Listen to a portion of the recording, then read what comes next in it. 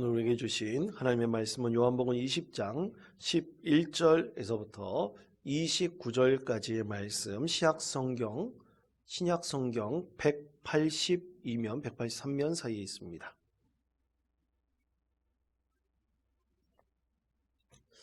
이 말씀을 저와 함께 교독하겠습니다. 제가 먼저 읽겠습니다. 마리아는 무덤 밖에 서서 울고 있더니 울면서 구부려 무덤 안을 들여다보니 두 천사가 예수의 시체에 누웠던 곳에 하나는 머리편에 하나는 발편에 앉았더라. 천사들이 이르되 여자여 어찌하여 우느냐? 이르되 사람들이 내 주님을 옮겨다가 어디 두었는지 내가 알지 못함이니이다. 이 말을 하고 뒤로 돌이켜 예수께서 서 계신 것을 보았으나 예수이신 줄을 알지 못하더라. 예수께서 이르시되 여자여 어찌하여 울며 누구를 찾느냐 하시니 마리아는 그가 동산지기인 줄 알고 이르되 주여 당신이 옮겼거든 어디 두었는지 내게 이르소서 그리하면 내가 가져가리이다. 예수께서 마리아야 하시거늘 마리아가 돌이켜 히브리 말로 라보니 가니 이는 선생님이라는 말이라. 예수께서 이르시되 나를 붙들지 말라. 내가 아직 아버지께로 올라가지 아니하였노라. 너는 내 형제들에게 가서 이르되 내가 내 아버지 곧 너희 아버지 내 하나님 곧 너희 하나님께로 올라간다 하라 하시니 막달라 마리아가 가서 제자들에게 내가 주를 보았다 하고 또 주께서 자기에게 이렇게 말씀하셨다 이르니라. 이날 곧 안식구 첫날 저녁 때 제자들이 유대인들을 두려워하여 모인 곳에 문들을 닫았더니 예수께서 오사 가운데 서서 이르시되 너희에게 평강이 있을지어다. 이 말씀을 하시고 손과 옆구리를 보이시니 제자들이 주를 보고 기뻐하더라. 예수께서 또 이르시되 너희에게 평강이 있을지어다. 아버지께서 나를 보내신 것 같이 나도 너희를 보내노라. 이 말씀을 하시고 그들을 향하사 숨을 내쉬며 이르시되 성령을 받으라. 너희가 누구의 죄든지 사하면 사하여질 것이요 누구의 죄든지 그대로 두면 그대로 있으리라 하시니라. 12 제자 중에 하나로서 디두모라 불리는 도마는 예수께서 오셨을 때 함께 있지 아니한지라. 다른 제자들이 그에게 이르되 우리가 주를 보았노라 하니 도마가 이르되 내가 그의 손의 못자국을 보며 내 손가락을 그 못자국에 넣으며 내 손을 그 옆구리에 넣어보지 않고는 믿지 아니하겠노라 하니라.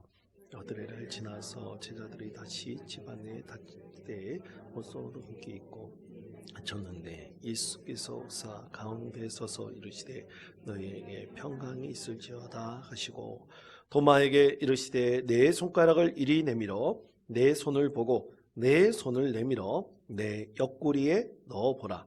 그리하여 믿음 없는 자가 되지 말고 믿는 자가 되라. 도마가 대답하여 이르되 나의 주님이시여 나의 하나님이시니이다. 29절 다 같이 읽겠습니다. 예수께서 이르시되 너는 나를 본 고로 믿느냐? 보지 못하고 믿는 자들은 복되도다 하시니라. 아멘. 할렐루야. 고난주간 여러분 잘 보내고 계십니까?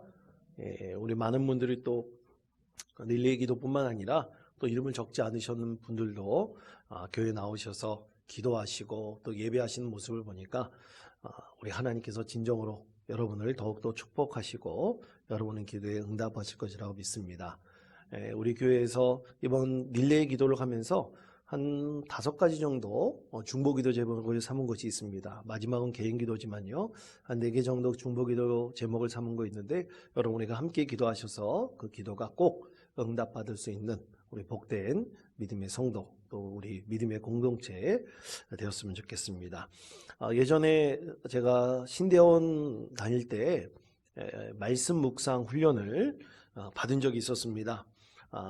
이냐시오 로욜라의 40일 묵상 훈련이라는 책이 있습니다. 근데 그 책은 사실 이 19세기 때 있었던 이냐시오 로욜라라는 사람이 그가 큰 깨달음을 얻고 쓴 책인데요. 그는 처음에는 카톨릭 사제나 신부는 아니었습니다. 영적 지도자 아니었습니다. 그는 스페인의 군인이었는데요. 이 전쟁에 참여했다가 크게 부상을 당해서 병원에 입원을 했습니다. 근데 입원을 해 있을 때 그가 참 많은 독서를 해요. 특히 그 영적인 사람들에 대한 전기를 많이 읽습니다. 그러다가 그리스도의 생이라는 한 책을 읽고 크게 그가 감명을 받고 또 거기서 예수님을 영적으로 만나는 은혜를 경험하게 됩니다. 그래서 그가 군인 신분을 이제 내려놓고 그가 카톨릭 사제가 되겠다고 하나님께 서원을 하고 그때부터 사제 훈련을 받아가지고 수도사가 됩니다. 수도사가 돼서 나중에 영적 지도자가 돼요. 그래서 수도원을 찾아오는 사람들에게 영성 훈련을 시키고 또 함께 교제를 하면서 그가 만났던 예수님에 대해서 그가 어떻게 예수님을 만나고 경험했는지에 대해서 40일 동안의 믿음의 여정을 기록한 책을 만듭니다. 그게 이나시오 로율라의 40일 묵상 훈련이라는 그런 책이죠. 간단하게 번역하면 그렇게 되는 책입니다.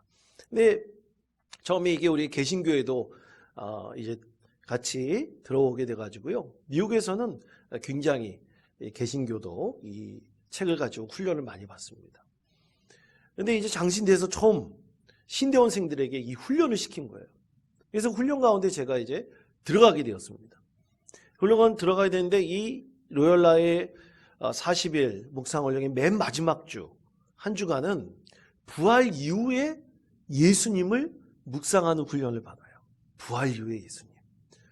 여러분, 부활 이후의 예수님, 성경에 보면 부활 이후의 예수님께서 참 많은 제자들을 만나고 또 예수님께서 여러 군데 나타나시는 거, 여러분 성경 말씀에 보면 많은 곳에서 말씀하고 있지 않습니까? 그렇죠? 마태, 마가, 누가, 요한복음에 보면 부활 이후 예수님께서 여러 군데를 나타나셔서 많은 사람들을 만나시고 또 사도행전 맨 앞부분에 보면 예수님께서 승천하실 때까지의 말씀이 기록되어져 있습니다.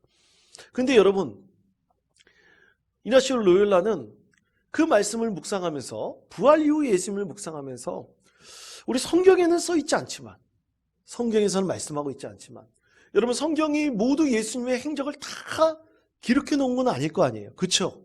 예수님께서 엄청난 많은 3년 동안 많은 일들을 하지 않으셨겠습니까?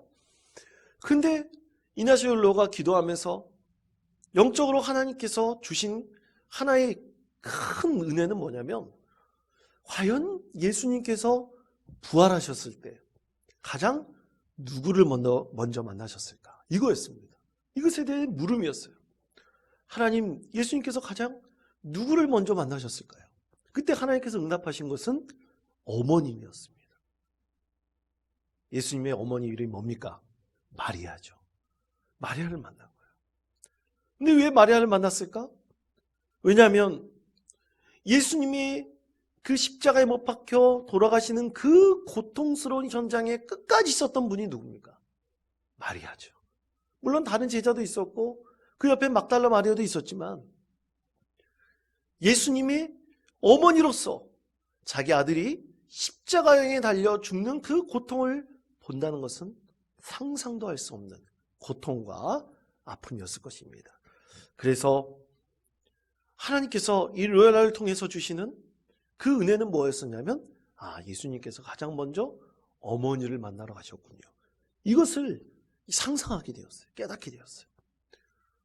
그래서 어머니를 만난 것에 대해서 이제 마지막 그 주간에 부활하신 예수님에 대해서 묵상할 때 그 첫 부분의 훈련이 부활하신 예수님께서 어머니를 만나는 장면을 묵상하게 되어 있습니다.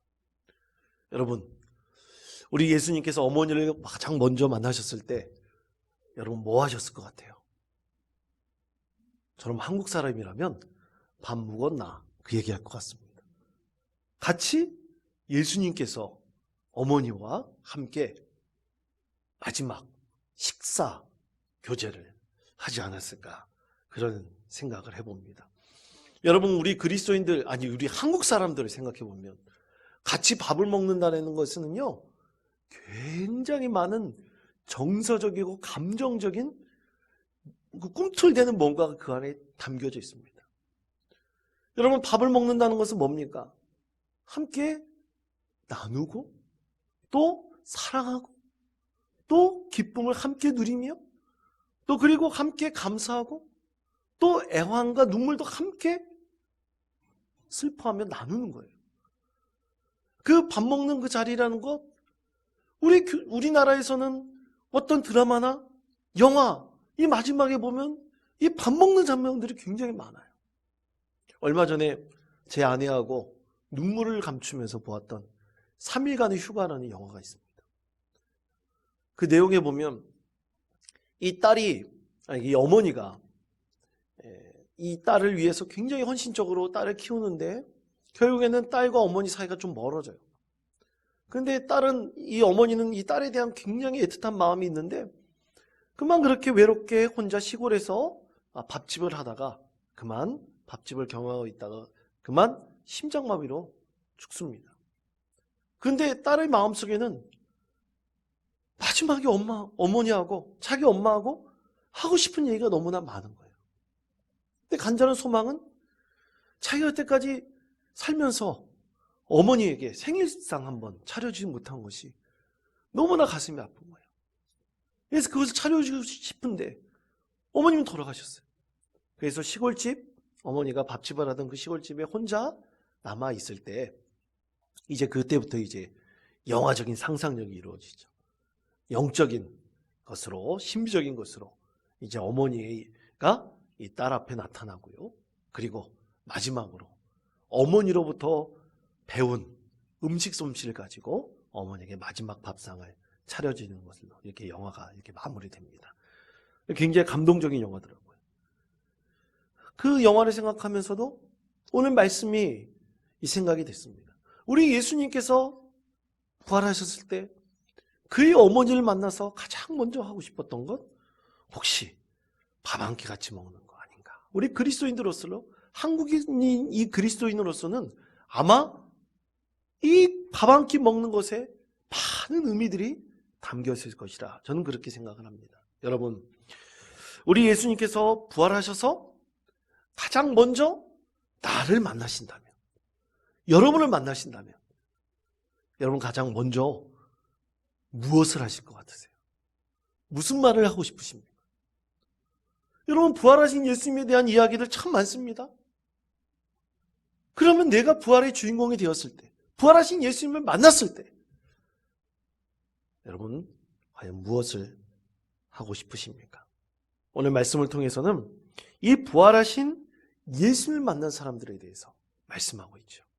이 부활하신 예수님을 만난 사람들이 어떻게 그들의 인생이 바뀌었는지, 새롭게 되었는지 오늘 말씀을 통해서 우리에게 세 가지를 전하고 있습니다. 오늘 말씀을 우리가 여러분 들으시면서 부활하신 예수님을 내가 만났을 때 나는 밥 한 끼 차려드릴까?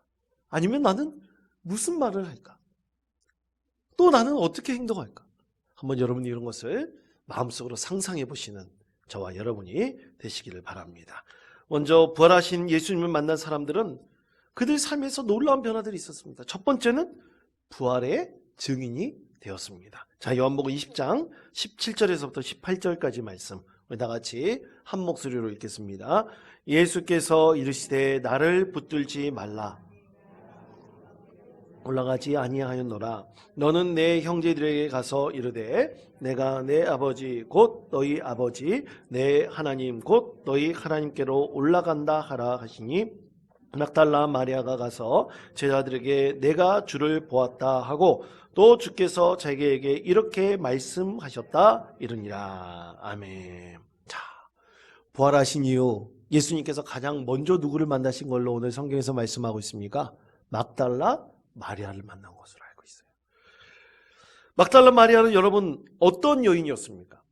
성경에서는 이 막달라 마리아에 대해서 말씀하고 있는 부분이 한 4군데 정도 되는데 사실은 이 신학자들 사이에서는 이 막달라 마리아가 어떤 사람이었는지에 대해서 정확하게는 모른다라는 것이 사실은 결론이에요.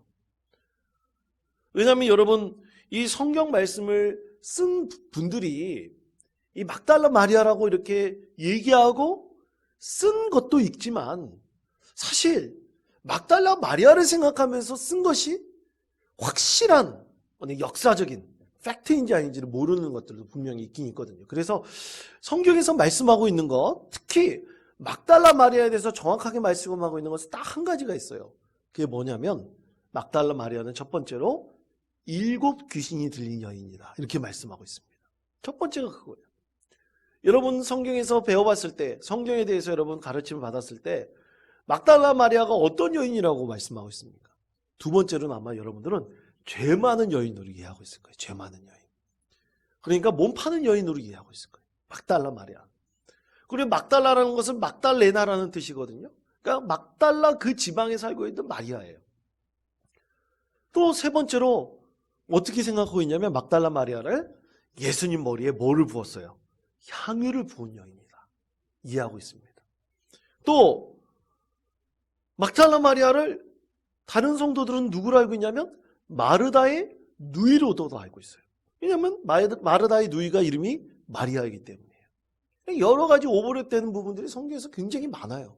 겹친 부분들이 많습니다. 그런데 사실 신학자들은 신학적으로 연구를 하지 않습니까? 그래서 막달라 마리아가 어떤 사람이었는지 정확하게 알 수 없지만 확실하게 말씀하고 있는 것, 7 귀신 들린 여인이었다, 이것에 대해서 성경에서 분명하게 말씀하고 있습니다.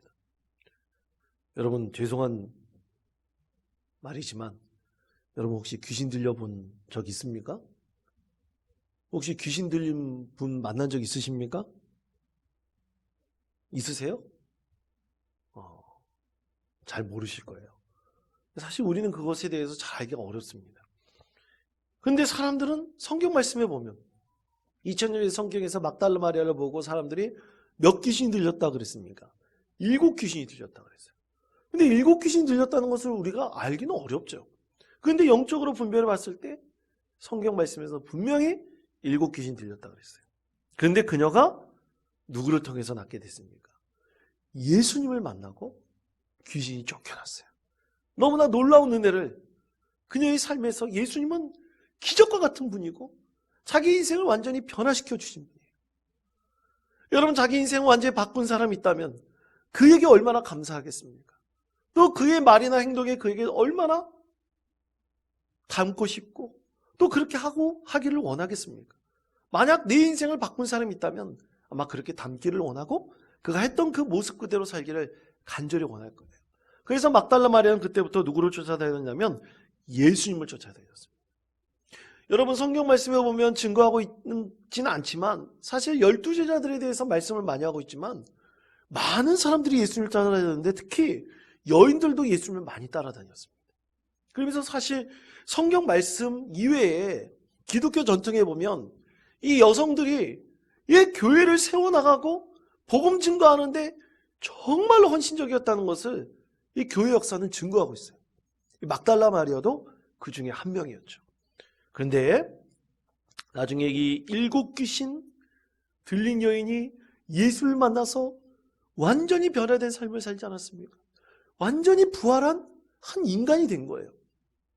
죄에 빠져 죽을 수밖에 없던 여인이 그렇게 새로운 부활한 인생을 살게 되었으니 이제는 마리아는 늘 예수님만 쫓고 예수만 바라보고 또 예수님이 죽고 난 이후에 예수님을 너무나 사랑하였던 이 여인은 예수님이 너무나 그리웠어요. 그래서 빈 무덤에 홀로 있다가 그 밖에서 눈물을 흘리고 홀로 있다가 무덤 안에서 누구를 만났습니까? 예수님을 만나게 된 거죠. 자, 여러분 이렇게 귀신 들렸다가 살아난 이야기 성경에서는 굉장히 많이 있습니다. 인생이 새롭게 바뀐 좀 부활한 것 같은 인생을 살아가는 사람도 굉장히 많이 있어요. 그럼 그 가운데 이 막달라 마리아의 이야기는 우리 그리스도인들에게서 가장 감동적이고 가장 드라마틱한 아주 영적인 하나의 이야기로 우리가 분명히 알고 있습니다. 여러분 부활한 증인들, 부활을 직접 목격한 증인들은 과연 어떤 삶을 살까요? 부활의 증인들은 예수 그리스도로 살고 예수 그리스도로 죽고 다시 또 예수 그리스도로 살고 예수 그리스도로 죽는 은혜의 삶을 살아갑니다. 성경 말씀 가운데 보면 그렇게 예수님을 만나고 부활의 증인된 많은 그리스도인들이 그렇게 삶을 살아갔습니다. 막달라 마리아도 마찬가지였어요. 이제 예수 그리스도로 7 귀신 들려 죽을 수밖에 없는 여인이 다시 살아났지 않습니까? 또 예수님을 잃고 슬픔 가운데 있는 여인이 가장 먼저 부활의 증인이 되었어요. 그래서 모든 제자들에게 달려가서 예수님의 살아계심을 알렸죠. 그리고 이후에도 기독교 전통에 보면 끝까지 예수 그리스도를 증거하며 죽을 때까지 그렇게 헌신하며 주님을 사랑하고 부활의 증인으로 살았다는 것을 우리는 성경의 역사 속에서, 기독교의 역사 속에서도 잘 알 수가 있습니다. 사랑하는 성도 여러분, 예수님께서 막달라 마리아처럼 우리도 우리 인생을 예수님을 만남을 통해서 완전히 변화된 인생을 체험하며 살아가는 많은 성도들이 있습니다. 여러분 그렇죠? 그렇습니까? 예수님을 만나서 여러분 변화된 인생을 살아가고 있는 성도들 맞습니까? 부활한 예수님을 만났습니까? 여러분 죽은 예수님을 만난 게 아니에요? 무슨 예수님을 만난 겁니까? 부활하신 예수님을 만난 것이에요. 살아계신 예수님을 만난 것입니다. 여러분 그 체험을 절대로 부정하지 마십시오. 여러분이 부정해버리면 그리스도인의 정체성을 부정하는 것이에요. 사랑하는 성도 여러분, 우리가 예수님을 이 막달라 마리아처럼 부활한 예수님을 만난 우리는 이 막달라 마리아와 같이 부활한 인생을 살아가며 늘 예수 그리스도를 복음을 증거하는 믿음의 성도들이 되어야 할 것입니다. 그런 인생은 역동적이어야 돼요. 잠잠하면 안 됩니다. 뜨겁게 기도할 수도 있어야 하고 뜨겁게 예수님을 닮아가기를 원하는 간절한 마음으로 사셔야 합니다. 이런 복음의 능력을 힘 있는 우리 성도님들 되시기를 바랍니다. 자, 두 번째로 함께 읽었으면 좋겠습니다. 평강을 회복하게 되었습니다. 함께 읽겠습니다. 시작. 평강을 회복하게 되었습니다. 아멘. 자, 요한복음 20장 19절에서부터 22절까지 말씀입니다. 다 같이 한 목소리로 읽겠습니다. 이날 곧 안식 후 첫날 저녁 때에 그러하여 모인 곳의 문들을 닫았더니 예수께서 오사 가운데 서서 이르시되 너희에게 평강이 있을지어다. 이 말씀을 하시고 손과 옆구리를 보이시니 제자들이 주를 보고 기뻐하더라. 예수께서 또 이르시되 너희에게 평강이 있을지어다. 아버지께서 나를 보내신 것 같이 나도 너희를 보내노라. 이 말씀을 하시고 그들을 향하사 숨을 내쉬며 이르시되 성령을 받으라. 아멘. 자, 여러분 하나 여쭤볼게요. 예수님께서 마지막 제자들과 함께 대화하시면서 복음을 증거하실 때 제자들에게 약속하신 게 있어요. 그게 뭡니까? 보혜사 성령님을 약속하셨죠. 그렇죠. 요한복음에 보면 보혜사 성령님을 약속하셨습니다. 근데 보혜사 성령님이 꼭 너희 가운데 임할 것이다 약속하셨죠. 자, 그래서 예수님께서는 오늘 부활하신 다음에 제자들을 만나셨잖아요. 그러면서 가장 먼저 말씀하신 것이 뭐냐? 성령을 받으라 말씀하셨어요. 성령을 받으라 말씀하셨습니다. 근데 성령을 받으라 말씀하실 때 큼을 이렇게 내쉬면서, 오늘 말씀 본다면 그렇게 했어요. 내쉬면서 성령을 받으라 그랬어요. 성령의 바람을 흉내내신 거죠. 여러분 그 장면을 한번 상상해 본다면 우리 예수님도 참 코믹하신 분인가 봐요. 쉬 계시면서 성령을 받으라고 했어요. 근데 쉬 내쉬는 것이 성령입니까? 그건 아니죠. 앞으로 오실 성령을 이제 받으라. 그렇게 흉내내신 거죠. 자, 그런데 이 성령을 받으라. 왜 그러셨을까요? 왜 그러셨을까요? 왜 보혜사 성령님을 약속하시고 성령을 꼭 받으라고 가장 먼저 제자를 만나셨을 때 이 말씀을 하셨을까요? 예수님이 그렇게 말씀하시고 행동하신 것에는 분명한 이유가 있습니다. 여러분, 예수님의 제자들이 예수님께서 십자가에 못 박혀 돌아가실 때 다 어떻게 됐어요? 도망가 숨었지 않습니까? 두려웠어요. 불안했습니다. 그 예수님이 사라진 것에 대해서 너무나 자기 자신들이 움츠러져 있었어요. 그런데 부활의 첫 증인 이 막달라 마리아를 통해서 들은 얘기를 믿지 않던 제자들이 예수님이 나타나셔서 그들 앞에 나타나셔서 하신 말씀, 숨을 내쉬면서 성령을 받아라, 이 말씀을 하실 때 제자들 마음에 무엇을 얻었습니까? 예수님께서 가장 먼저 말씀하신 것이 평안을 구하는 것을 말씀하셨어요. 가장 먼저 있는 것은 마음의 두려움과 불안이 사라지는 평안을 얻게 되었습니다. 예수님을 보자마자 그것을 얻게 되었던 거예요. 근데 여러분, 예수님께서 지금 영적인 부활의 모습으로 나타나셨는데 그 부활의 모습으로 나타나신 예수님께서 그들 가운데 영원히 계십니까? 그렇지 않습니다. 예수님께서는 40일 만에 그들과 함께 하시고 하늘로 올라가셨어요.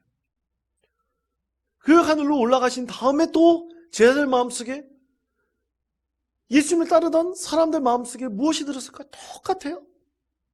불안과 두려움이 엄습해왔습니다. 근데 그것을 떨쳐버린 것이 누굽니까? 바로 보혜사 성령님이죠. 보혜사 성령님은 예수님의 영적인 모습과 동일한 거예요. 부활하신 예수님을 만났던 제자들이 두려움과 불안에 이제 떨지 않도록 진정한 평안을 주시는 분은 누구냐? 바로 보혜사 성령님이십니다. 그 보혜사 성령님을 경험하고 그 보혜사 성령님을 받은 믿음의 제자들과 많은 그리스도인들은 어땠습니까? 그들은 늘 평안 가운데 거할 수 있었고, 또 예수님께서 복음을 증거하라 말씀하신 그대로 땅끝까지 이르러 내 증인이 되라 하신 그 말씀 그대로를 그대로 행하였죠. 그 가운데서 많은 고난도 있었습니다. 역경도 있었습니다. 순교도 당했습니다. 그런데도 흔들리지 않는 믿음으로 이 모든 것을 감당할 수 있었습니다. 그렇게 감당할 수 있게 했던 것은 누굽니까? 바로 보혜사 성령님이십니다. 그러므로 사랑하는 성도 여러분, 영이신 이 성령님께서는 우리 가운데 반드시 믿음을 허락하시고 은혜를 베풀어 주십니다. 그 은혜는 이 세상의 어떤 것도 우리 믿음이 흔들리지 않도록 평안 가운데 임할 수 있도록 늘 기도하시면 성령님께서 우리 가운데 내려오셔서 마음에 불안하고 두렵고 참 여러 가지 갈등과 말로 표현할 수 없는 그 마음의 격동이 있지만 성령님께서 오시면 그것을 일순간에 잠재워 버리시죠. 그것이 바로 성령님께서 우리 가운데 함께 하실 때, 우리 가운데 임하실 때 우리가 경험할 수 있는 놀라운 영적인 은혜인 것입니다. 그러므로 사랑하는 성도 여러분, 오늘 예수님을 통해서 얻게 된 것은 뭡니까? 평안입니다. 제자들이 그 평안을 얻게 되었어요. 그리고 평안을 계속해서 유지할 수 있는 방법은 뭐냐? 보혜사 성령님을 늘 구하고 그것을 경험하는 것입니다. 그래서 이 세상에 줄 수 없는 평안을 얻을 수 있는 것, 바로 보혜사 성령님을 통해서 얻을 수 있는 것이죠. 그 다음 마지막 세 번째로 이 부활에서 예수님을 만난 사람들에게 나타나는 것은 이것입니다. 예수님을 하나님으로 온전히 믿게 되었다는 것이에요. 자, 요한복음 20장 27절에서부터 29절까지 말씀, 이 세 절 말씀을 다 같이 한 목소리 읽겠습니다. 도마에게 이르시되 내 손가락을 이리 내밀어 내 손을 보고 넣어보라. 그리하여 믿음 없는 자가 되지 말고 믿는 자가 되라. 도마가 대답하여 이르되 나의 주님이시여 나의 하나님이시니이다. 예수께서 이르시되 너는 나를 본고로 믿느냐? 보지 못하고 믿는 자들은 복되도다 하시니라. 아멘.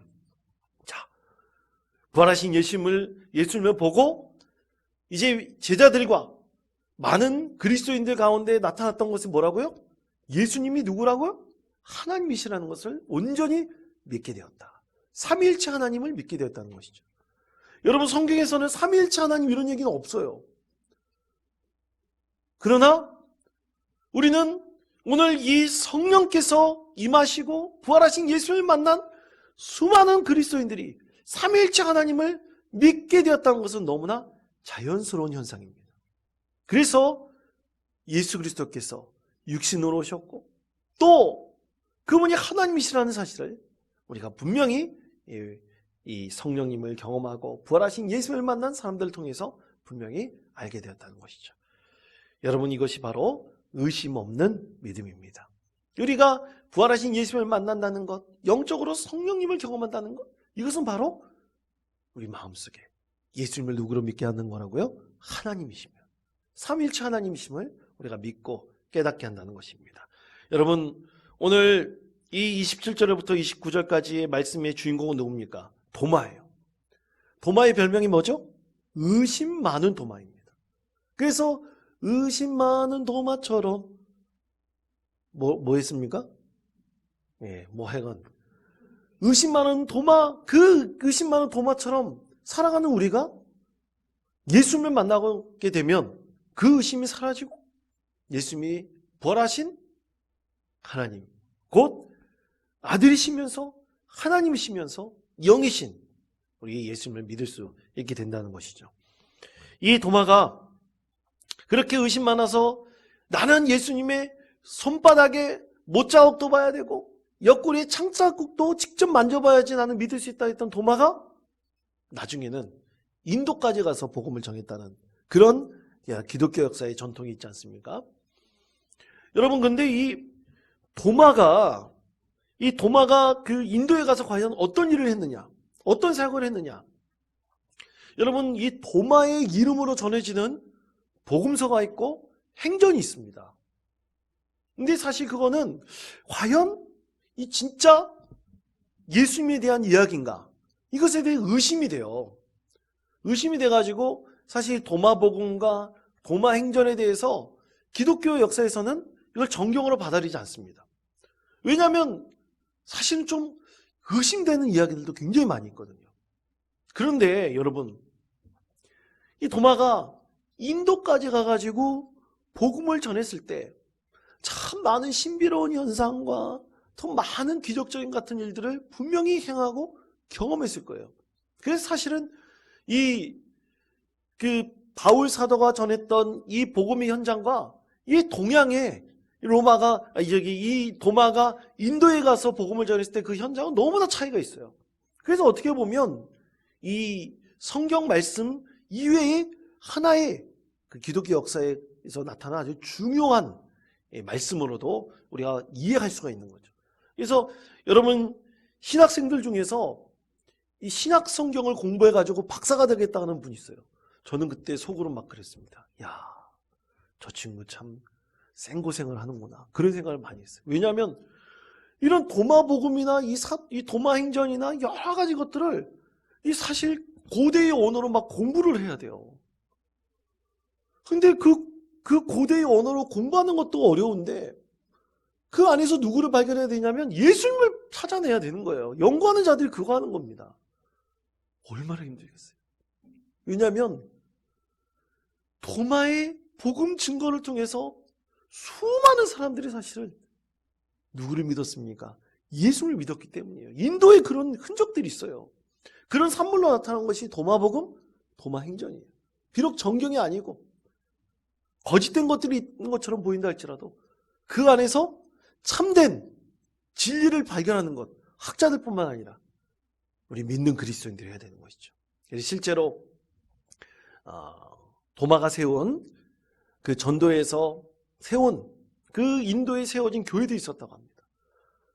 역사적인 것으로는 한 1500개 정도의 도마 교회가 있었다고 그래요. 인도에 있었다고 합니다. 그리고 한 20만 정도의 신도들이 있었대요.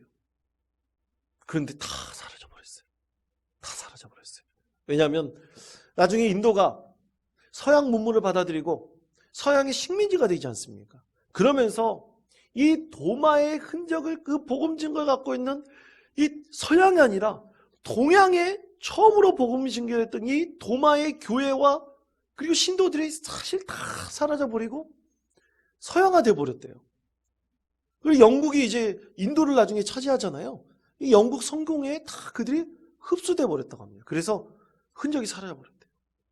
참 안타까운, 오늘날로 본다면 참 안타까운 거예요. 사실은 그들이 갖고 있었던 믿음의 것들이 좀 왜곡됐다 할지라도 그런 것이 남아있으면 사실 연구하고 밝혀보면서 진짜 예수님이 전했던 그 복음의 흔적들을 우리가 발견해 나갈 수가 있거든요.